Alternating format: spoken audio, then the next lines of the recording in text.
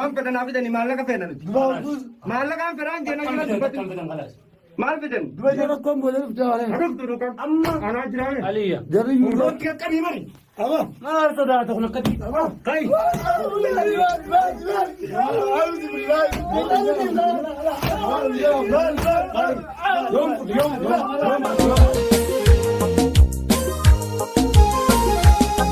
Assalamualaikum warahmatullahi wabarakatuh. Kamitan hordoftoota fi kabajamtoota keenyaa baga jiraattan kan ga'a.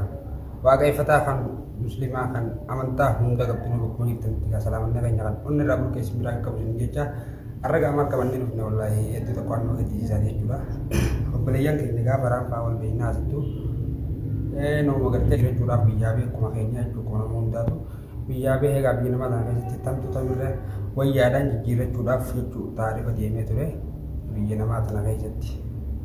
Sababa biyya yaman tana keessatti hangam takka akka rakkachaa jiru warra keessa jiru beekaa warra rakkoo tana keessa seenee qaamaan keessa jirutu rakkoon maal taate beekaa wallaahi faraanfaa hedduu takka rakkachaa jiran akkuma kun viidiyoo fuulduratti agartan san hedduu tokko miidhamaa jiranii namni miidhaa jiru kunis ga'ee eenyu jenneef gaafanne nooma keenya nooma gartee Oromoo jedhamu sababa tokko dhabatti maallaqaaf jechuu kanatti uumamaa jiranii ijoolleen tun haadha qabannuu lubbuu isaanii maaliif jettee gasaanii jiranii qabamanii akka qabamanitti gaa akka fedhan jechuun isin taatu gaa waan dandeettuun gortee du'aayii godhuudhaaf yoo du'aa irra caalaa hin jirtu maal inni kun jechuu yoo isaadhaaf viidiyoo waraabee isaan sanoo jechuun abbaan fedhanii waan godhaa viidiyoo haa waraabamtu maaltu waan godhe jechuudhaan viidiyoo waraabamtee akkuma gartee miidhama isaanii arguu jirtanitti halee jechuun takaalee tuntu addaati miidhama hamaa keessa jiran ijoolleen eeymanii fi faraantuu kun beeytanii warra yuutubaroota lameen kanaa gartee makiinaa irraa bitachuun qabaa yeroo dallaalli akkasitti jabeessu jechuun argitanii jirtanii eegaa viidiyoo fuula dura biyya kanaa akkasitti arganii jeesanii kaa'ee wallaahi hedduu takka waan nama gaddisiisaati. Meelaala. kanaaf telefoonatti ka'amu himi makiinaa dhibba takka ijoollee yuutubaraa lamaan tana irraa hin bitadhaan kai lafaa irraa naabar Nomor rabun. amma Apa? Ada telepon.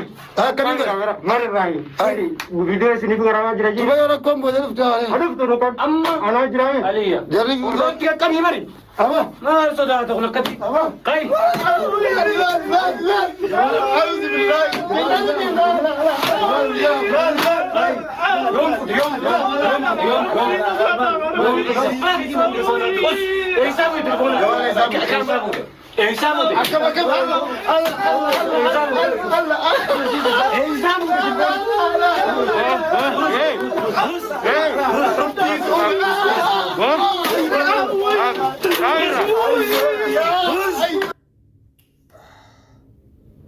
Wallahi ilaaluun hedduu hedduu akka gartee ilaaluu hin danda'u viidiyoo kana wallahi ilaaluu hin danda'u. Sabni fi gartee yeroo sababii akkana godhu jechuudha afaan Oromoo dubbachaa silaa Tigiree illee taate jechuudha haa godhanii guyyaa dhufatanii gaafarraa hafalluu dhufaa jenna garuu akkana godhu jiru Oromoodha. Ni dhageessa waan isaan dubbatan egaa afaan Oromoo dubbachuu jiranii sababni itti akkana godhan maallaqa wanni biraa maal walitti bittaa jirtu yaa Oromoo. Yaa saba koo maali koo rakkoon dilli ta'e jedhu wanni nurra dhiyaatu maallaqaa jennee obboleessa yeroo kana miidhe awwaaniin ijaan arkeen qaba amma dura waaniin ijatiyyaan arke ilma adaadee isarraa agartee hidhee maallaqa buufatuun arke karaa radaa kana dhageessa warri biyya tana keessa jirres radaa bakka jaamtu dhageessanii jirtanii karaa radaa kanatti hin arkee ture dallaala guyyaan dallaallee jechuudha maallaqa malee abbaa fedharraa hunda dhabu ilmoo isaatu jechuun karaa kana deemte har'aa buufatu wallaahi viidiyoo tana laalullee hin danda'u garuu dirqama kiyya isin garsiisuun viidiyoon kun guutuu gadhiifamee faraantuu jalatti hedduu guutuu gadhiifamee hanga deegaa kun dhikkana gadhiifamee hanga deegaa kun san keessatti gaa ijoolleen duraan shaashaa firraa itti taphattu rakkoon magaalaa keessa magaalaa lama keessa jirtu jechuun rakkoon as keessa nu mudattu rakkoo xiqqoollee taatu furmaata argattu nama keessa jirra. Yoo rakkoon adda addaa nu qabatte nama san fi yaamne yoo fi dadhabne nama saniin fixanna karaa seeraatiin taatu seeraan fixanna garuu hohophaa gaara keessatti kanatti qabamee miidhamu kun jechuun hedduu takka nama miidhaa onneen nu dhaabbatte wallaahi maal kamirraa dubbannee kamniif mee dhaggeeffadhaan mallee nu malaala gaa dirqamaa.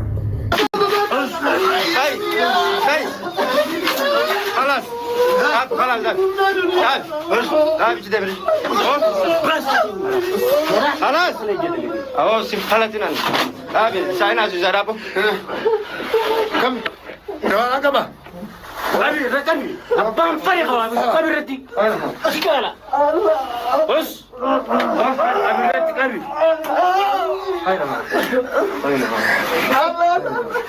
Eenyu waan godhaa miti qabiirra waraabee jechuun jira. Eenyu waan godhaa silaa nama kana eenyu akka ta'e maqaan nuyi madi bareeda ture. Akkuma keessa jiru kanaan jechuudha rakkoon magaalaa keessa rakkachaa jiru tun nagiya tun. Ammoo kana abbaa yoo maqaa barree gaafa xiqqishoo ta'e amma maqaadhaaf dalagaa amma dalagachuu jira. Inni kana nama godhee dalagachuu jira. Maqaadhaaf dalagaadha ammoo gaafa dalagate. Dhufiinsi isaa as taatu suutii seenuu magaalaa suutii san seenuu jechuudha. Biyya tanatti magaalaa tana gad deebiin isaa nama oolamu.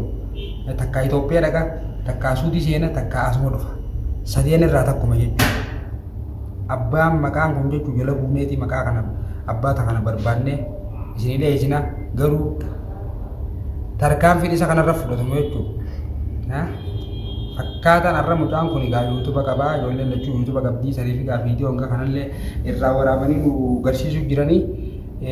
Isaanummaan kun jechuudha eenyu waan godhaa dhaadannaa gartee qabii irratti kaameeraa eenyu waan godhaa yaada ijoo qabanii saniin dalagu jiranii. Ha kaameeraa harkaan qabne yoo ha telefoonuma harkaan qabne yoo ha waan takka hin qabne waan irra gaddeeffatu hin qabne yoo takka karaa deemaadha garaan isaa beela dheebuudha waa meeqa rakkachaa jira ha kana yaadannee hedduudha jechuudha ha kana daran miidhamaa jiru hedduudha. Wallaahi Oromooti waan hin jiru qaban jireenya biyya ormaa kanarraa ha biyya jirtan garuu wanni amma dalagamaa jiru kun gorsaa isinii taatu sobaa miti diraamaa miti wanni dalagamaa jiru kun dhaggeeffadhaa laalaa jechuudha. Dirqama wanni laaluun nutillee yoo garaa laaluun nu dadhabee isinillee yoo garaa isin laaluu dadhabee jechuudha. Dirqama keessan ilaaltanii waan kanarraa gorfamtanii biyya fi keessatti biyya sana keessatti hono tiinii gurgurama tiinii gurguree namni irraa jiraata.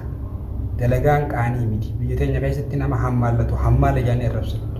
Wanni biyyaa nu baasee biyya namaa keessatti sareen godhee biyya teenya keessatti illee sareen godhee warra uummata biyya hin qabne taaneef dalagaa tuffachuu dalagaan tuffatina.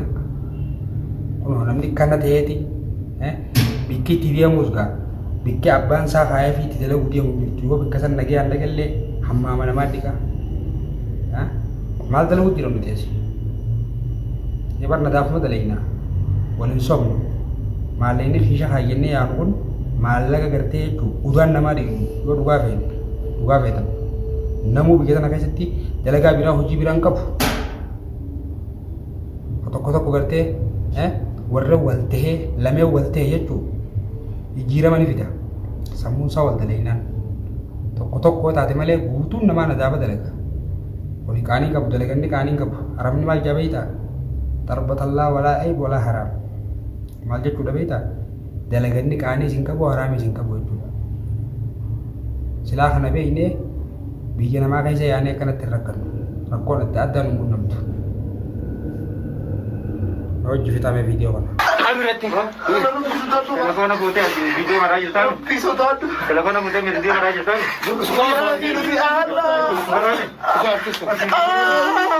Sugarame? Yoo adii dhuftan? Oromooti wallaahi garaan dadhabeetiin viidiyoo kanallee ilaaluun dadhabee asumaan nu dhaamsanii isinii qabu jechuudha biyya kana isin jirtan biyyaaf itti yaadna waan rabbiin isin dalee isin dalagaddaa wallaahi garaan ilaalu dadhabeetiin viidiyoo kana ganama kanaan argee hanga kanarraa ilaalee jechuudha isinii qoode wanni kun egaa wanni amma dalagaa jirru kun sooshaal miidiyaa jechuun ija uummataati wallaalaa fi beekaan gartee waan rabbii isa beeksise waan rabbii isa agarsiise jechuudha uummata isaa biraan gahuudha irraa gorfamuudha.